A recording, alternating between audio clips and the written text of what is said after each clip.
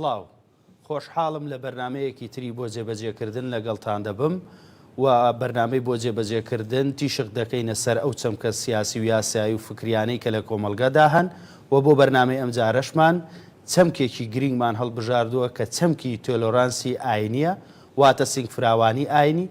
سنگفراوانی ئاینی چ کاریگەریەکی هەیە لەسەر ئاشتەوایی کۆمەلگا و ئایا ئاینی پیرۆزی ئیسلام تا چ ڕادەیەک تیشکی کردوتە سەر ئەم چەمکە و بۆ ئەم مەبەستەش دکتۆر ساماڵ بازیانی دەبێتە میوانمان و وەڵامی ئەو پرسیارانە دەداتەوە کە لەسەر چەمکی سنگفراوانی ئاینی کە لە کۆمەلگەدا هەن ئایا ئاینی ئیسلام تا چ ڕادەیەک سنگفراوانە، ئاینی ئیسلام تا چ ڕادەیەک بەرامبەرەکەی قبوڵە. بەخێر بێی دکتۆر. زۆر سپاس، دەستان خۆش بێ بۆ بژاردننی ئەم تەوەرە. دەستان خۆش. بەخێر بێ سەرچاو. دکتۆرە مەوێ سەرەتا لەوە دەست پێ بکەم چەمکی تۆلۆرانسی ئاینی واتە سنگفراوانی ئاینی لە ئاینی پیرۆزی ئیسلام بە تایبەتی و لە ئاینەکانی تری کە لە کۆمەلگەدا هەن چ کاریگەریەکیە و پێناسەی ئەم چەمکە چییە لە ئاینی پیرۆزی ئیسلامدا؟ بسم الله الرحمن الرحيم. الحمد لله والصلاة والسلام على رسول الله وعلى آله وصحبه ومن والاه وبعد. پێشەکی دووبارە دەستخۆشی هەڵبژاردننی ئەم تەوەرە لێ دەکەم کاک پێشەنجان. تەوەرێکی زۆر گرینگە، تەوەرێکە زۆر کاریگەری هەیە لە ناو کۆمەلگای ئێمە، چونکە کۆمەلگای ئێمە کۆمەلگایشی ئاینیە. ئاین لە هەموو چونکەکانی ژیانی ئێمەدا ڕەنگی داوەتەوە و پێویست وایە کە کۆمەلگای ئێمە تاکو خێزان ئەم بابەتانە زۆر زۆر پێی ئاشنا بن لایەن ڕوون بێت. بە حەقەت کاتێک تەماشای ئەو بابەتاکەین واتە تەسامح الدینی لێبوردنی ئاینی مانای چییە؟ بێگومان لێرەدا کەلیمە و وشەی لێبوردن مەبەست لەوە نییە کەسێک کە پێکەوە شەڕیان کردبێت ناخۆشیێک لە بەینانە هەبێ دوای بێن دانشن پێکەوە دانشم لێک ببورن. بابەتەکە لەوە نییە. بابەتەکە لێرە ئەوەیە کە کاتێک ئێمە لێبوردنی ئاینی واتا بین ئێمە لەو خاڵانەی کەوا جیاوازە لە بینمانە لێکتری ببورین. واتە ئەگە کەسێک موسڵمانە، کەسێک مەسیحیە، کەسێک یەهودیە، کەسێک بێدینە، دینی نییە، یان هەر ئاینێکی تری هەیە کە کاتێک ئێمە باسی ئەو دەکەین لێبوردنی ئاینی لێرە ئەو دەقا ئاوهاشی دەکرێتەوە کە ئێمە لە یەکتری ببورین لەو بابەتانەی کەوا جیاوازە لە نێوانماندا.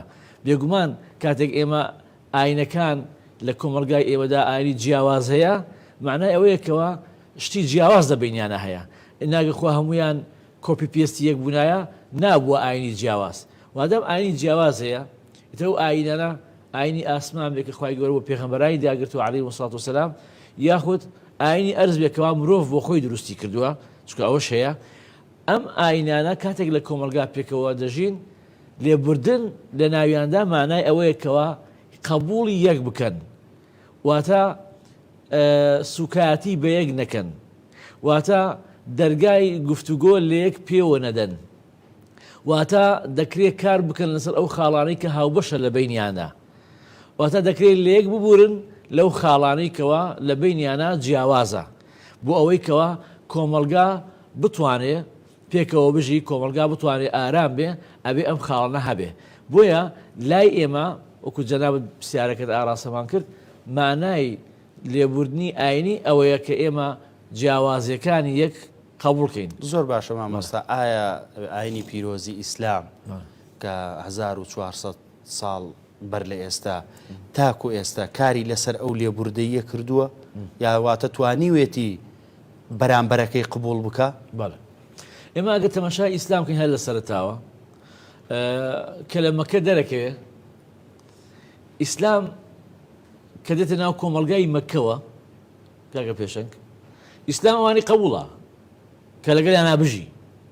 کاین قبوڵە معنایە نییە بە عەقیدە و بە دینەکەیان ڕازیە، بەڵام دەکرێت ئەو جیاوازیەک و باسمان کرد سینەفراوانی بەرامبەری وەکو خوای گەورە بە پێغەمبەرە فەرمێ پێیان بفەرما لەکوم دینوکم وەلیە دین. زۆر باشە مامۆستا. ئایا ئەم دەقە لەو کاتە نییە کە ئیسلام زەعیفە واتە باڵا دەست نییە لە مەکە و ئەم دەقە دێ و بەڵام لە کاتێکا کە ئیسلام بەقووەتە بێ ئایا لە بەقووەتی ئیسلامیشە هەمان ئەو بیر و باوەڕە پەیڕەوەکرێ؟ ئەسا ئەو دەرکەوت ئەوە مەککەیە ئەهلی مەککەیە سادەی قوڕیشە ئیسلامیان قبول نییە نەک ئیسلام ئەوانی قبول نەبێ وەکو باسوانکە بە بەڵگەی ئاەتە لەکم دینکم وەلیە دین واتە هەر لە شاری مەککەیە خوای گەورە ئەو ئاەتەدا ئەگرێ کە ئەفەرمێ وەلا تەسوبوا الذین يدعون من دون الله فيسبوا الله عدوا بغير علم واتە خوای گەورە ئاڕاستەی سەحابەکانی پێغەمبەر دەکا عەلەیهیم السەڵات وەسەلام کەوا هیچ کاتێک ئێوە جۆن مەدەن بەو بتای ئەمەیاتەیە خوای گەورە چێ فەرمێ كذلك زينا لكل أمة عملهم ئێمە بەو شێوەیە بۆ هەموو ملەتێک بۆ هەموو ئومەتێک بۆ هەموو عەقیدە بۆ هەموو دینێک کارەکانی خۆیان لا جوان کراوە لای جوانە بتەکە پەرسێ ئەو لای جوانە ئیتر تۆ تاتڕادێک قەوڵتەوەیان قبوڵت نییە پێت باشەیان پێت خراپە ئەوە کێشەی خۆتە ئەمە لای ئەو خوای گەورە فەرمێ كذلك زينا لكل أمة عملهم زۆر باشە ئاجا چیە بۆی تەواوێکی بابەتەکە ئەمە لە شاری مەکە واتە لە مەکە لە سەرەتای ئیسلام پێغەمبەری خوا ئەوانەی قبوڵە بەڵام ئەوان پێغەمبەریان قبوڵ نییە و ئەم دینە تازە و دعوە تازەیان قبوڵ نییە ئەگە بچینەوە شاری مەدینە بۆی وەڵامی پرسیارەکەی ناو پرسیارەکەت بەرەوە کە لە شاری مەدینەیە یەهود بە هەموو ئەنواعەکانیانەوە مسلمانەکان بە هەموو ئەنواعەکانیانەوە چونکە ئەو کاتە تیرەکانی عەرەب زۆر بوون ئەوس و خەزرەج مسلمان و غەیری مسلمانیان تیا بوو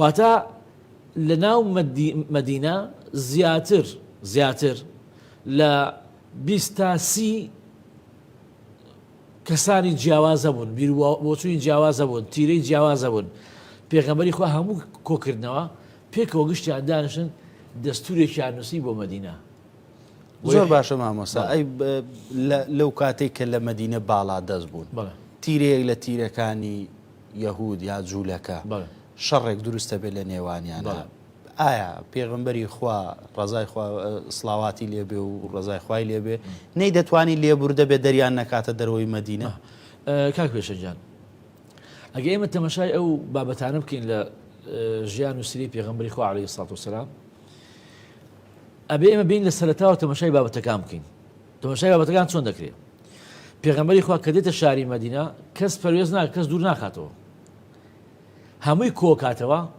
پێکەوە بە هەمویانەوە بۆی کەوا پێکەوە دابنیشن پێشی ئەوت پێغەمبەری خوا دەریان دەکا بۆ لەبەر ئەوەی کەوا ئەوان هاتن خیانەتیان لەو نیشتیمانە کرد خیانەتیان لەو دەستورە کرد ئەمە واتا لێرە ئەگە تەماشایکەین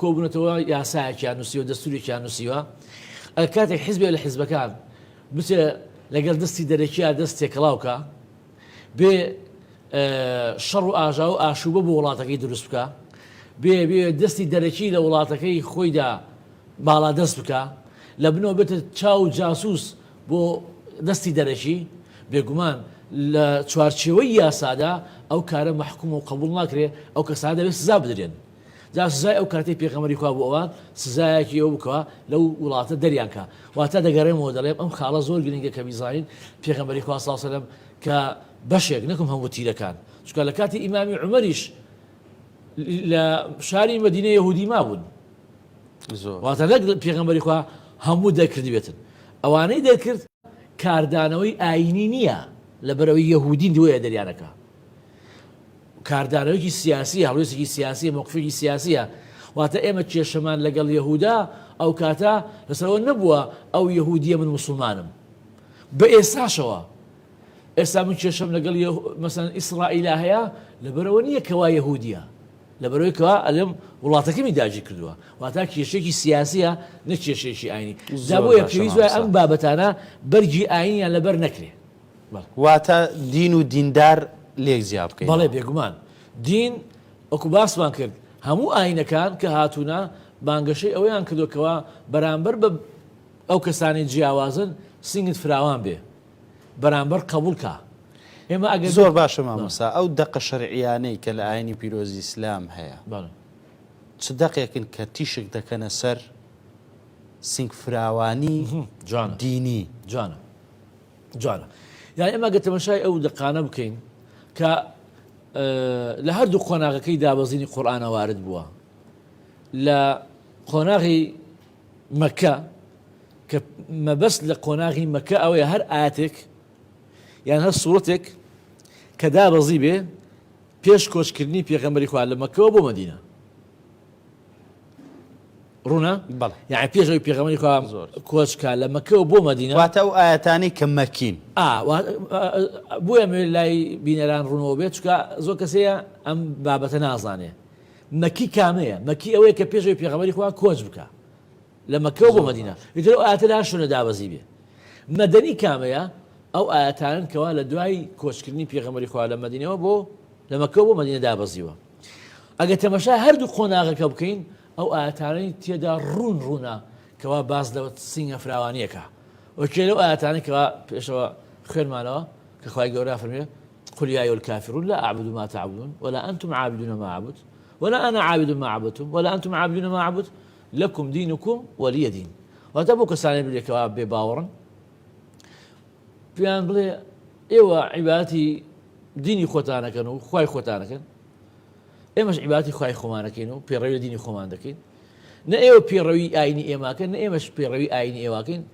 ئێوە ئاینی خۆتان ئێمە ئاینی خۆمان یعنی لەمە بانگەوا زیاتر چی کەوا ئیسلام هێناوێتی بۆ کەسانی کەوا غیری مسلمان و ئەو ئاەتەی کەوا جایەکی تر عینە خوێنمانەوە کە خودای گەورە فەرمێ جۆن بە بتەکانیان مەدەن بە ئەوانە جۆن بە خوایەکەتان مەدەن واتە ئەو خاڵانەی کەوا جیاوازە لە بەیتانە ئێوە دووری خەرەوە واتە قبولکردنی جیاوازەکان لە ناو ئاینی ئیسلامە بەڵێ ئەو خاڵانەی کەوا پێکەوە هاوبەشن کاری لەسەر بکەن ئێمە هاوبەشی لەسەری کە وڵاتەکەمان پێشکەوێت هاوبەشی لەسەرەوەیکەوە خەڵک بە ئەمن و ئاسایش بژی هاو بەشین کەوا لەسەرێکەوە خەڵک خزمەت گوزاری هەبێ خەڵک تیجارەتی خۆی بکە خەڵک بازرگانی خۆی بکە خەڵک ژیانی خۆی بگوزەرێنێ ئەمە ئەو خاڵە هاوبەشانەیە واتە ئەمە ئەو دەقانە لە شاری مەدینە کۆمەڵە زۆر لەو دەقانە دابەزی کە باز لە چیەکە باز لەواکەکەوە سینگە فراوانی یەکتر قبولکردن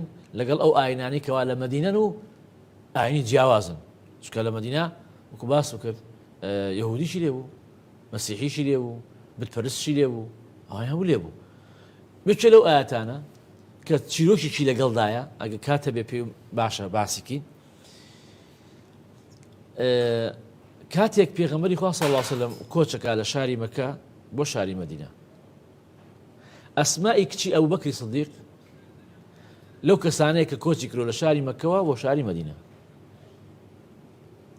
لە دوای 8 ساڵ گەڕانەوە بۆ شاری مەکە چکە دوای 8 ساڵ پێغەمبەری خوا لەگەڵ سەحابەکانە گەڕانەوە کە گەڕانەوە دایکی ئەسما کە خێزانی ئەبوبەکر سیدیقە کە ئەبوبەکر سیدیق لە پێش ئیسلامەوە لێ جیا بوو تەلاقی دابوو بەڵام هەتا ئەو کاتە ئەو ئافرەتە هەر مابوو و هەتا ئەو کاتەش چی بوو بێباوەڕ بوو بتپەرست بوو بەڵام لەگەڵ ئەوەشا بتپەرسە کات پێشەنگ هەر دایکە وایە کە کاتێک کچەکەی 8 ساڵە لە مەکە دەرچووە و نەیبینیوە کچەکەی ئێستا هاتۆتەوە ئەوێ کچەکەی ببینێ دێت ئەزانێ کچەکەی هاتۆ بۆ مەکە دێ لە دەرگاکێدا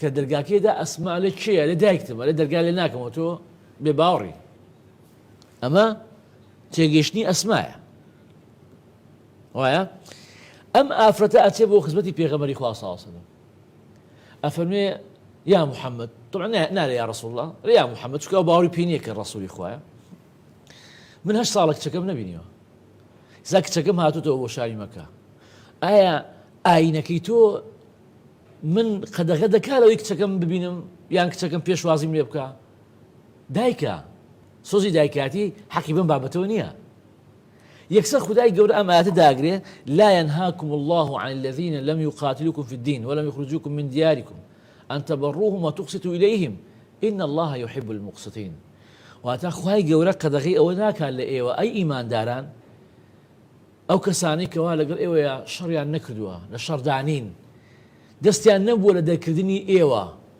واتە ڕاستە بێ باوەڕە بەڵام موسالمە لەگەڵ تا ئەژی واتە خدای گەورە قەدەغەی ئەوە لێ ناکات کە ئێوە چاکەیان لەگەڵا بکەن دادپەروەر بن لەگەڵیانە زۆر باشە کە ئەم ئاەتە دابەزی ئەسمان دەرگاکەی کردەوە و پێشوازی دایکی کرد و دایکێکی موشک و کچێکی موسڵمان دوای پێکەوە ژیان و عیبیان نەبوو زۆر باشە مامۆستا ئەی من وەکو پێشکەشکارێک دەبێ هاوسەنگی ڕابگرم ئەمە پرسیاری من نییە پرسیاری ئەو بەڕێزانەیە کە زۆر جار ڕەخنە لە ئاینی ئیسلام دەکەن تەمەشا دەکەین کۆمەڵە گروپی توندڕە و دروست دەبن لە پەنای یا لە سێبەری ئاینی پیرۆزی ئیسلام کۆمەڵێک کار دەکەن بە پێی ئەو دەقانێک کە لە قورئان و لە حەدیث و ئەمانە هاتووە.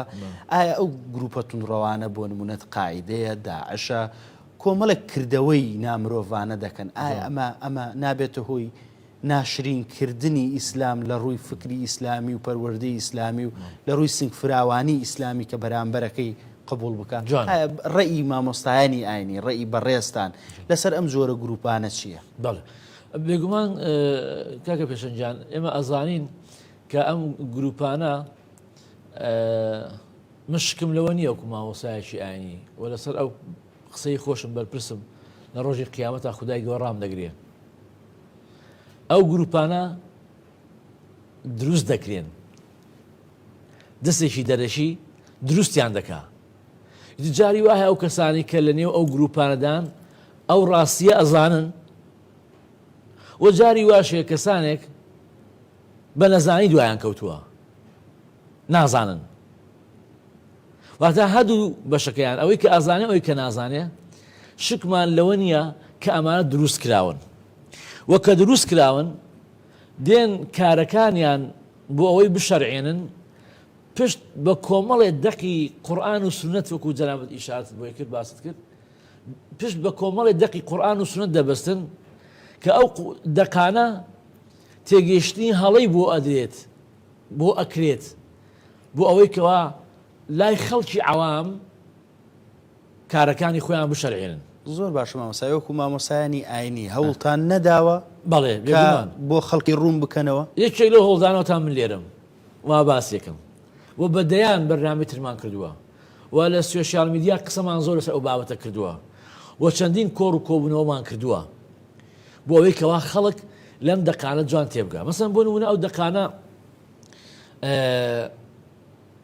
یەکێک لەو کەسانێکەوە خۆم جۆم لێ بوو کە هەموو خەڵک دێ قەتڵ عامەکە، هەموو خەڵک قەتڵ عامەکە بەناو کام ئاەتەوە وقاتلوا المشركين كافة، وقاتلوا المشركين كافة هەمووی.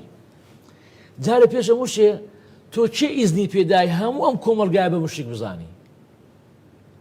ئەمە لێرا بێ ڕاوەسی بەسەتان مامۆستای ئاینی، بەسەتان شێخی تەریقەت، بەسەتان گەنجی ئیمانداری مزگەوت، بەسەتان ئافرەت، بەسەتان پیاوی ڕیش سپی و ڕدێن سپی مزگەوتەکان، کەسانی ئەم کۆمەلگایە بە هەزارها خەڵک ئامادەی جومعە و جەماعەت هەموو ئەمانە بە مشریک ئەزانێ. واتە کە کاتێ دێت بۆ خەڵکی عەوام لێ من ئاەتم پێیە، ئاەتەکە چییە؟ وقاتلوا المشركين كافة، لەگەڵ هەموو بێ باوەڕانە شەڕکەن. کاکە ئەمانە چۆن بێ باوەڕن؟ ئەوە نییە نایەن لەگەڵ ئێمە یا بە دژی ئێمەن لەگەڵ فڵانە جیهەت و لەگەڵ فڵانە دەوڵەت و لەگەڵ فڵانە ئەوەن لەگەڵ فڵانە ئەوەن، ئیتر لای خۆی ئەم بابەتە هین کردووە. ئەمە لایەک لەو ئاەتە.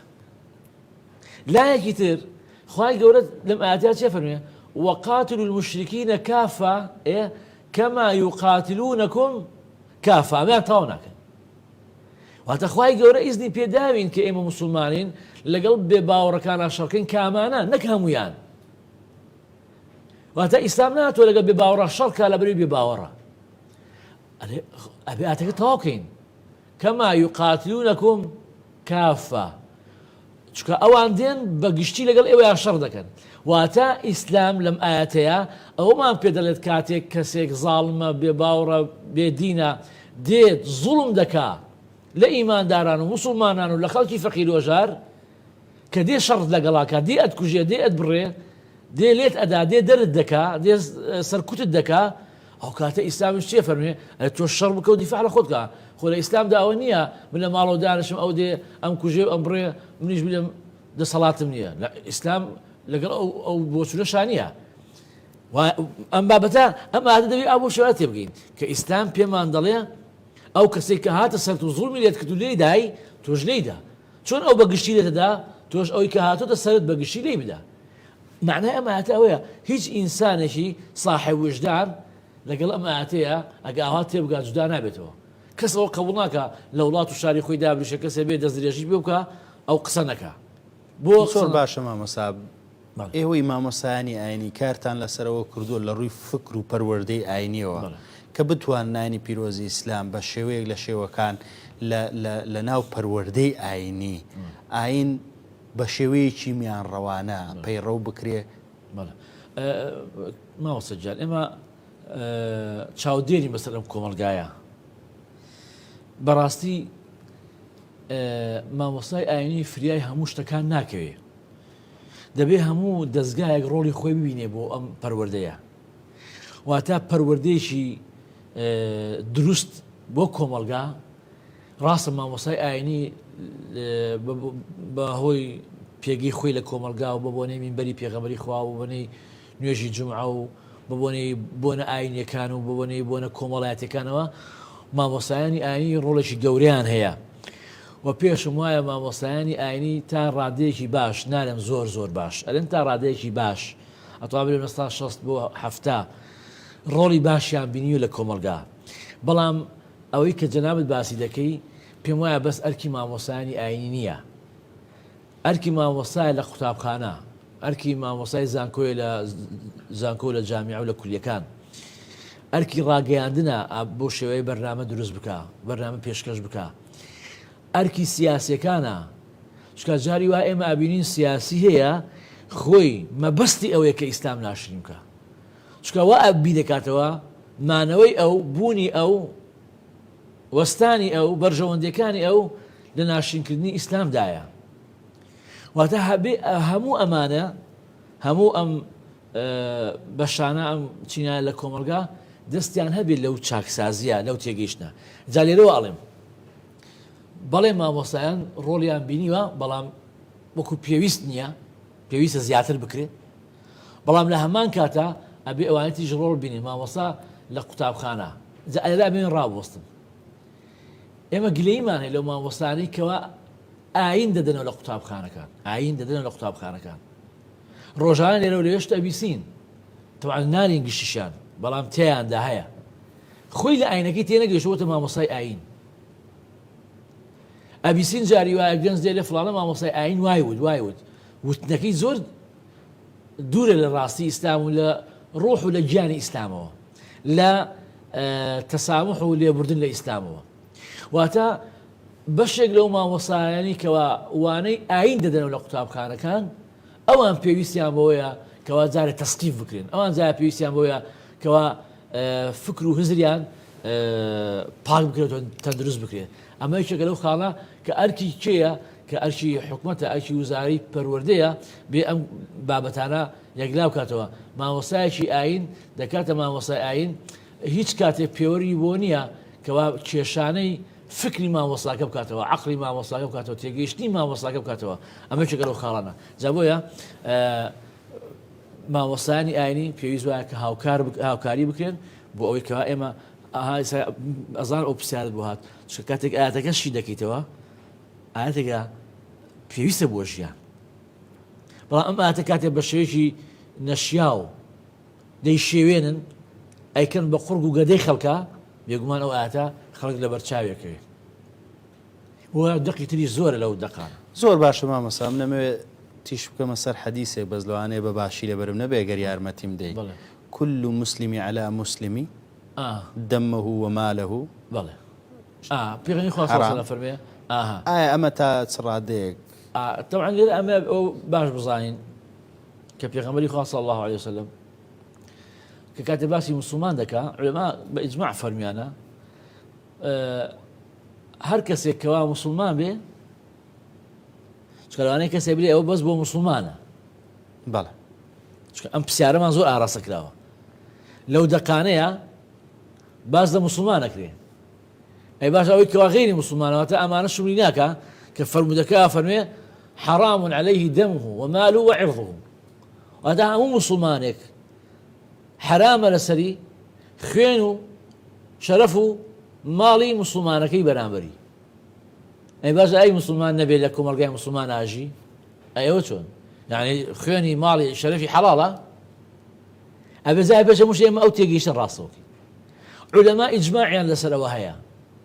ئەم فەرمودانی کە باسی موسڵمان دەکا لەگەڵێکا بکو ماف بەرامبەر بە یەکتری، موسڵمان مەشمولە پێی و لە هەمان کاتە ئەو کەسانەی کەوا لە کۆمەلگای مسلمانان دەژێن و مسلمانی ژنین بەڵام مسالمن. بۆیە پێغەمبەری خوا صلی الله عليه وسلم فەرمێ من ئاذا ذمیەن فقد ئاذانی، ئەوەی هەر کەسێک غەیری مسلمانێک کە لەگەڵمانە دەژی ئازاری بدا و منی ئازارداوە. ولا حەیزێکی ترا فەرمێ من قەتەلە معاهیدەن، هەر کەسێک بکوژێکەوە عهد و پەیمانی لەگەڵمانە هەیە لەگەڵمانە دەژی بە ئاشتەوای با دینەکەشی جیاوازە. پێغەمبەری خوا فەرمێ لەم یەجد ڕائیحەتە الجەنە، بۆنی جەنەت ناکە، بۆنی جەنەت ناکە. کێ؟ ئەگە کەسێ بکوژێ و عەزیەتی بدا کە ئەو کەسە لەسەر دینەکەی تۆ نییە. زۆر باشە مامۆستا، من ئەمەوێت سرنجت بۆ یەک پرسیار ڕابکێشم، ئەویش ئەوەیە بۆ نمونە لە کاتی ڕژێمی بەعسا ئەنفالی کورد کرا، ژن و ماڵ و مناڵی کورد هەمووی بردرا و کەس نازانێت لە کوێن. لە ژێر ئاەتێکی قورئانە کە بە ناوی سوورەتی ئەنفال ئایا عولەمای دین، عولەمای دینی ئەو کاتە، مامۆستایانی ئاینی ئەو کاتە بۆچی نەیانتوانی لە بەرامبەر ئەم دیکتاتۆرە بڵێن تۆ ڕێسکەکانی ئیسلامت تێپەڕاندووە، ئیسلام نییە، واڵێ ئەمە بیرکردنەوە و هزری خۆتە؟ بێگومان ئێمە ئەگە تەماشای ئەو سەردەمە بکەین لەوەیە تەمەنی هەردووکمان لەو کاتەیە ئەو تەمەنە نەبووە کە خۆمان شتەکان بخوێنەوە تێی بگین. تەمەنمان لەوانەیە مناڵ بێتین. کاتێک بچین وەکو مێژوویەک تەماشای ئەو حەدەسە بکەین، بێگومان کۆمەڵێ عەمامە لەسەری چڵکن هەبوونە کە بۆ زاڵم شتەکانیان شەرعاندووە. ئەوە شکلەوە دانیە وەکو چۆن ئێستاکە کۆمەڵی عەمامە لەسەری چڵکن پەرژین بێت لە زۆرینەی، بەس ئەوانی کەوا عەمامەکەی خۆیان چڵکن کردووە فرۆشتویانە بۆ دنیا. وەکو چۆن ئێستاکە دەبینین، ئێستاش دەبینین ئەو عەمامە لەسەر چڵکنانە دێن بۆ زاڵم شتەکان دەشەرعێنن بە ئێستاشەوە. ئەم جۆرە عەمامە چڵکنانە لە مێژوودا هەر هەبوونە. مامۆستا پرسیارەکەم لەوەیە چ کاردانەوەیەکی لەسەر دنیای ئیسلامی هەبوو؟ بڵێ دێمە سەر بابەتە وهەش دەمێنێن ئەو نەوعە کەسانێکە بۆیان شەرعانوە، بەڵام ڕێژەی زۆری مامۆستایانی ئاینی لەسەر ئەم بابەتە قسەیان کردووە، لەسەر ئەم بابەتە شتیان نووسیوە، لەسەر ئەم بابەتە ناڕەزاییان دەربڕیوە. عولەمای ئەو کاتە ئێمە من وەکو باسێکم وەکو مێژوو خوێنەوەمانێتەوە، هەڵوێستی مامۆستایانمان خوێناوەتەوە. چەندین مامۆستا هەبووە یعنی ئەو کاتە شتی نووسیوە، ئەو کاتە بە تەسجیل شتی بڵاو کردێتەوە. مەسەلەن لەوانە دکتۆر ئەحمەد قەتانە کەوا مامۆستایەکی کوێتی بووە، من لە دوو کاسەتا جۆم لێ ڕاگرت بە تەفاسیل باسی عەمەلیاتی ئەنفالەکە کە چۆن زوڵمێک دەکرێت لەو میلەتە کەنەوەی سەلاحەدینن بە ناو ئیسلامەوە. ئەم کاسێتە ئێمە جاران لە ساڵ نەوەتەکانە دابەشمانە کرد بەسەر گەنجەکانە بەسەر خەڵکانە بزانەوە ڕێی مامۆستایەکی ئاینی کوێتیە ئەوە ڕێتی. و هەروەها دکتۆر قەڵەداوی ئەو کاتە بۆچوونی هەبووە و ئەو کاتێکێک لە هەرە مجاهیدە گەورەکانی عالەمی ئیسلامی کە عەبدوڵڵا عەزام بووە کە فەڵەستینی بووە، عالمێکی ئیسلام بووە، ئیسلامی بووە، خەڵکی فەڵەستین بووە، بۆچوونی هەیە. کۆمەڵە زۆر لە عولەمای ئەو کاتە دژ بەم بابەتە، حتا مامۆستای ئاینی لەو کاتش ڕۆڵی خۆیان هەبووە. بەڵام بەردەوام کاک پێشەنگ ئیعلام ڕۆڵی خراپی بینیوە، نارێن بەگشتی، من هیچ کاتشت بەگشتی باز ناکەین، بەڵام تا ڕێژێکی زۆر ئیعلام کاری ئەوەی کردووە کەوا دەنجی حەق کبکە بڵاوی نەکاتەوە، نێڵێ بە هەموو کەس بکە.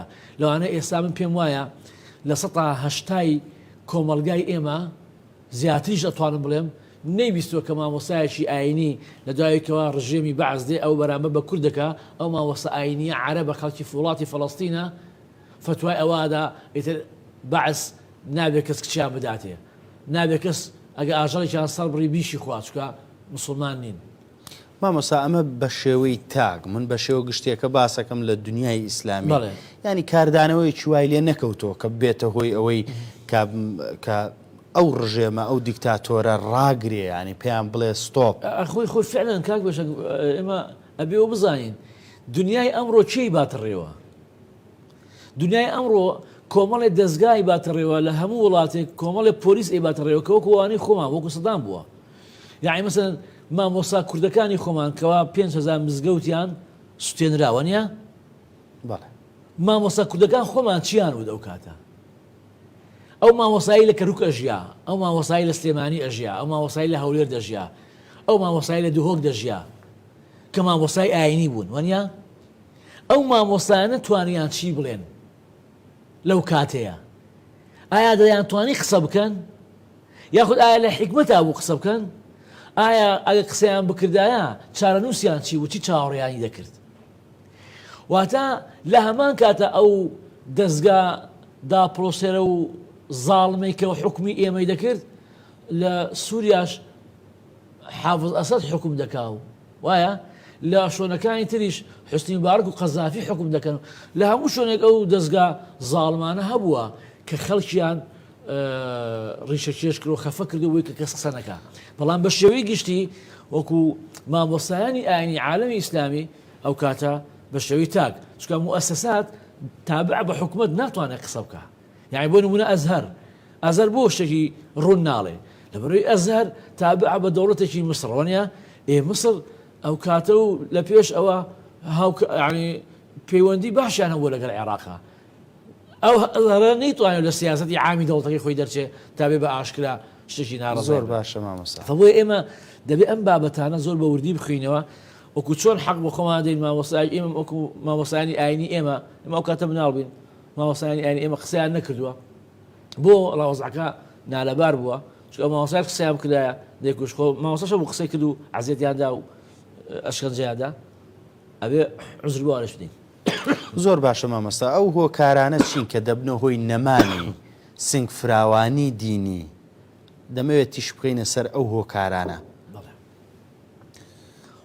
واتە ئێمە ئەگە وەکو باسمان کرد تەماشای دەقەکان بکەین بە وردی دەقەکان هەمووی پێکەوە بخوێنەوە بە جوانی شڕۆڤی بۆ بکەین تۆژینەوەی بۆ بکەین هەموو ئاینەکان هەموو دەقەکان واتە ئیسلام لە چ کاتێکا سنگ فراوان نییە و لە چ کاتێکا سنگ فراوانە لەگەڵ بەرامبەرەکەی و بەرامبەرەکەی قبوڵ دەکات بەڵێ کاک پێشک بە مختصری بۆ یەکەوە خەڵک ئیسفادەمان لێ بکە ئیسلام لەگەڵ هەموو کەسێکە سنگ فراوانە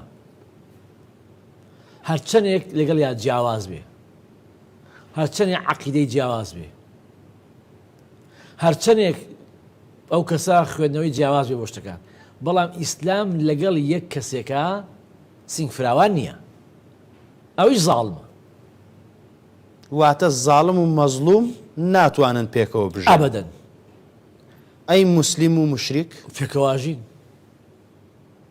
مسلیم و مشریک پێکەوە ژیاوە لە شاری مەکە و لە شاری مەدینەش هیچ کاتێک مامۆستا زۆر باشە ئەمێ ئەوە ڕوون بێ بۆ بینەران کە هەموو ئەو ئاینانەی کە لە ئادەمەوە تا خاتەم هەمووی ئیسلامە ئەو بابەتێکی جوانە لای ئێمەی موسڵمان لە باب ئادەم هەتاکو پێغەمبەری خوا صلی الله عليه وسلم خاتەم هەموو دینەکان هەموو پێغەمبەران عليهم الصلاة والسلام دینیان یەک بووە پێغەمبەری خوا فەرمێ الأنبياء إخوة ودينهم واحد پێغەمبەران بران دینیشیان یەکە تەماشای بابا ئیبراهیم کە کاتێک لەگەڵ ئیسماعیلی کوڕیا عليهم الصلاة والسلام کەعبە دروست دەکەن هەردووکیان دوعای چێکەن ربنا تقبل منا إنك ربنا وجعلنا مسلمين لك يا ربي خويا إما بك مسلمان يعقوب بكركاني تيلك وكركاني يوسف ويعظم براكيتري بيان دفرمي لا تموتن إلا وأنتم مسلمون واتاب إيمان داري وبمرن جماعتي في غمري خويا عيسى ك خويا يقول باس يعني كباس من أنصاري إلى الله قال حوالي نحن أنصار الله لكوتايا تقافر فاشهد بأننا مسلمون يا مسلمانين وتديني هم في غبران إسلامه كم إسلام أو إسلامي كوا باوري بتاكو تنياي خدايا أو إسلامي باوري بهم ملائكة كان هي أو إسلامي باوري بهم كتيب كاني آسمان كوا في غبران هاتوا أو إسلامي كوا باوري بهم في غبران هي لآدم تا محمد عليه الصلاة والسلام أو إسلامي كوا باوري بروجي دعاي هي أو إسلامي كوا باوري بقضاء وقدر هي هر کەسێک باوەڕی بەم شەشە هەبێ ئێتە موسڵمانە هەرچیە بێ مسلمانە واتە مەسیحیەکیش بڕوای بەم شەش ئەرکانە هەبێ مسلمانە واتە شەهادەی هێناوە بەڵێ مسلمانە یعنی ئەگەر مەسیحیەک با هەر لەسەر دینی خۆشی بێ ئەگەر وەکو باسمان کە کاری ئیمان بەخوا کە یەکە و شەریکی نییە وایە ئەم ئیمان بوونە بەخوایەکە و شەریکی نییە خۆ ئەوە قبول ناکە تۆ بلێ وەڵا خوا کوڕی هەیە خوا کچی هەیە خوا ژنی هێناوە مامۆستا زۆر باشە من سرنجت بۆ پرسیارە ڕاستشێشمیانی ئەوە زۆر باوە ینی پرسیاری هاوڵاتیانە پرسیاری و منیش دەبێ و پرسیارە بە ئێوە بگێنم باسی ئەومان کرد کەم شەژەرکانە لە ئادەمەوە تا خادەم هەمووی یەک دینە ئایا بۆ مسلمان ینی ئەمە شتێکە ینی پرسیارێکە دەبێ بۆ وەسینە سەری بۆ ئیسلام ئەتوانێ کچ لەوان بێنێ بەڵام لێبوردە نییە ئەگەر مەسیحیە گیا جوولەکەیە گیا غەیرە دینی خۆمان کچیان بدەینێ جوانە کاک بێشەنجان پرسیارەکە لەجێ خۆیەتی زۆر جوانە دەست خۆش بێ ئەو پرسیارەت ئاراستەمان کرد ئیسلام هەموو تەعامولێکی و مامەڵەیەکی ڕۆژانەی لەسەر ئەساسی عەقیدەیە عەقیدە وەکو باسمان کرد ئەو شەشەی کەوا باسمان کرد ئەو شەش ئەرکانە عەقیدەیە هیچ کەسێک بۆی نییە تەنازوی لێ بکە و ئەمەم پەیوەندی بە هیچ نەتەوەیەک و ملەتێکەوە نییە خوای هەمومانە مەلایکەی مەخلوقی خوایە وایە پێغەمبەران کتێبەکانی ئاسمان هیچ مۆرکی نەتەوەیەکی پێوە دیار نییە بۆ هەموو مرۆڤایەتیە من کە دێم مامەڵاکەم لە ئیسلامدا لەسەر ئەساسی عەقیدە مامەڵاکەم من کاتێک دەچم کچێک دێنم لە مەسیحیەکان یاخود لە یەهودیەکان لە جوو مەسەڵەن کە من کچەکە دێنم کوڕەکەی من وا پەروەردە بووە کە ڕێز لە پێغەمبەرەکەی ئەو بگرێ ڕێز لە کتێبەکەی ئەو بگرێ نەک ڕێزی لێ بگرێ کوڕەکەی من بەو مەرجە ئیماندار و مسلمانە کە باوەڕی بە عیسا و موساکەی ئەوان هەیە باوەڕی بە تەورات و ئینجیلەکەی ئەوان هەیە چکە ئێمە وتمانەها ئیمان بالله ومەلائکەته وکتوبه کە تەورات و ئینجیل لە زمنی ئەو کتێبانن ورسله كعيسى وموسى زمني في غمرانا واتا إيماني كركي من كامل نابي هتاكو باوري بطواوي عيسى وموسى كي أو إنجيل وتوراتك أو نبي ويا من لخم قول كم كتاكي بو كركم بخوازم شكا كركم صد عقيدكي ودينكي أو آفرتا باريزي رزي ليغري شكا بيغمبركي أو كتا بيغمبري كركي منيشا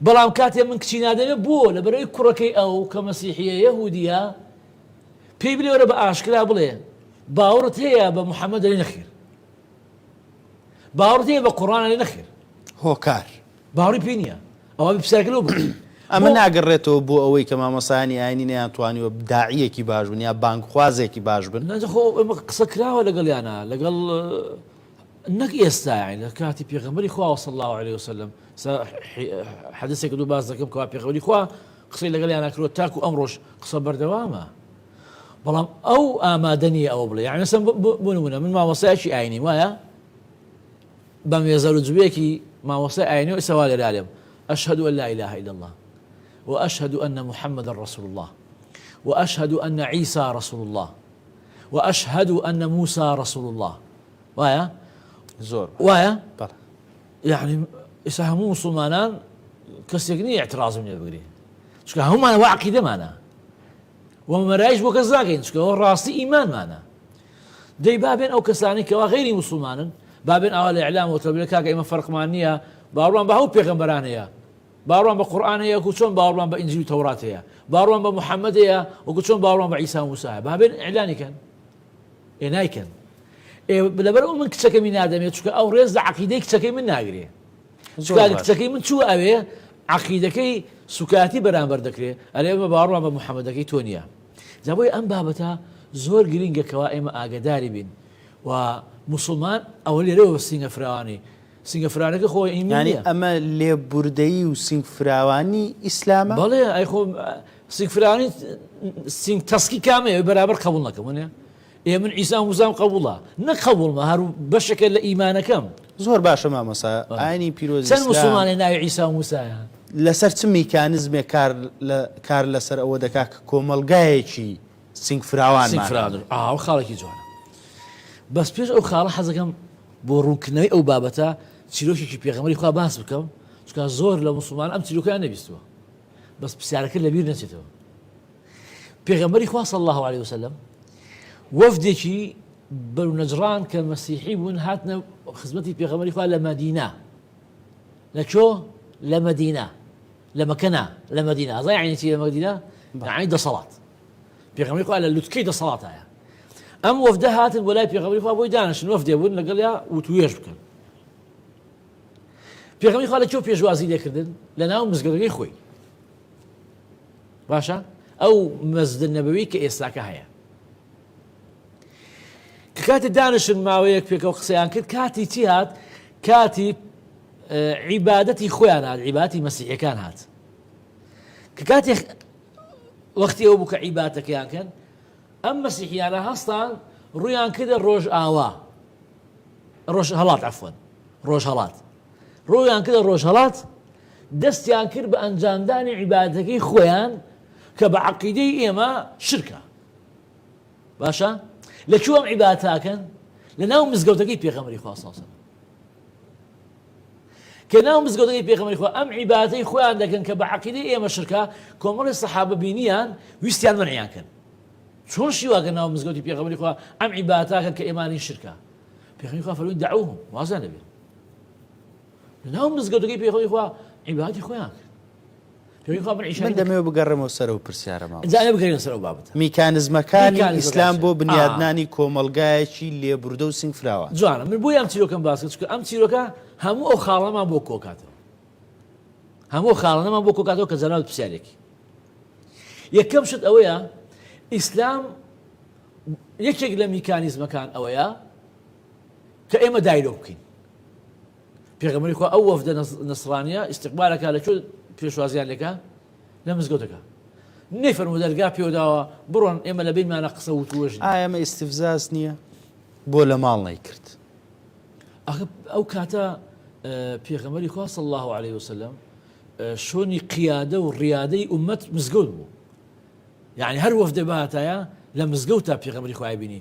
مزگەوت فراوانە، خەڵک جێ بێتەوە.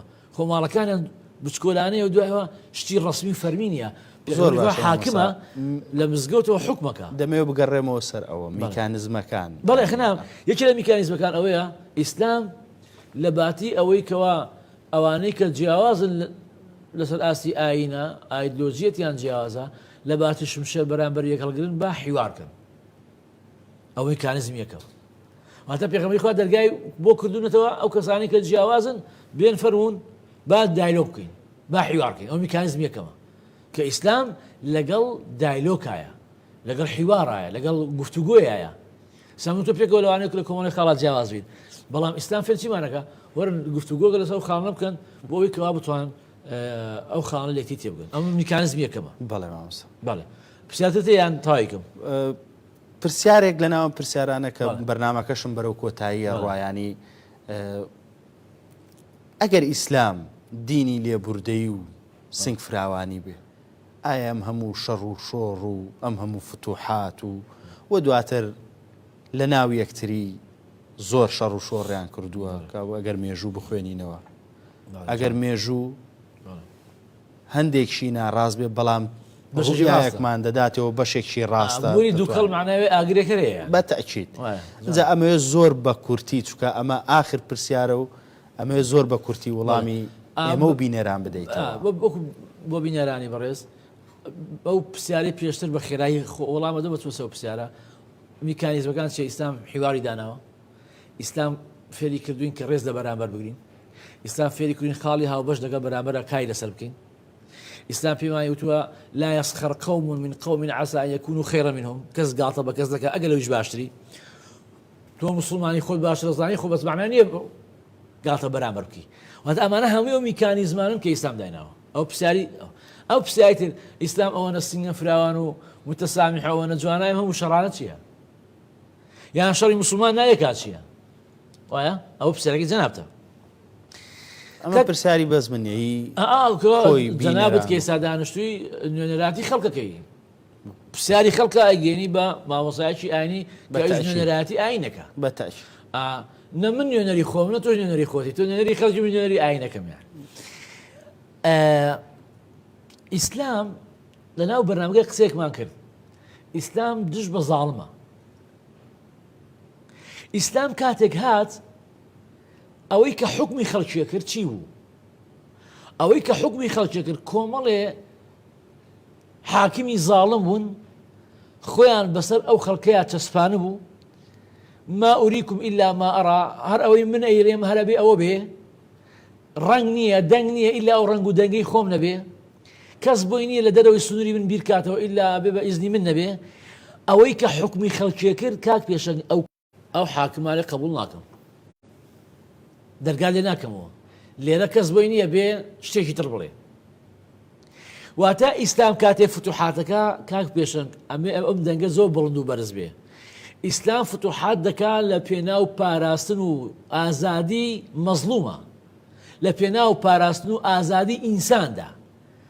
ئەو ئینسان ئەم زاڵمە کە ناڵە کەس بیرکاتەوە ئیلا وەکو خۆی ئێوێ، ئیسلام هات فتوحات ئەوەیە کە ئەو زاڵمە لادا، کە زاڵمەکەی لادا خەڵک ئازاد بوو. ئەو کاتە خوای گەورە فەرمێ فمن شاء فليؤمن ومن شاء فليكفر، ئەوەی مسلمانە با مسلمان بێ، ئەوەی مسلمان نایە با مسلمان نەبێ.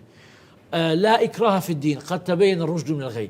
بۆ ئەوەی لە ڕۆژی قیامەتە من کە مسلمان نابم بەڵگە و حجەم نەبێ بڵێم خوایە من بۆیە مسلمان نەبووم چکار زاڵمێ بەسەرمەوە بوو نێژ مسلمان بوو با بە ئازادی بێ. واتە بە کورتی فتوحات بوو لەبەر ئەوەی کە ئینسان ئازاد بێ، بە ئازادی مسلمانە بێ یان غەیری مسلمانە بێ، ئەمە لەگە غەیری مسلمان.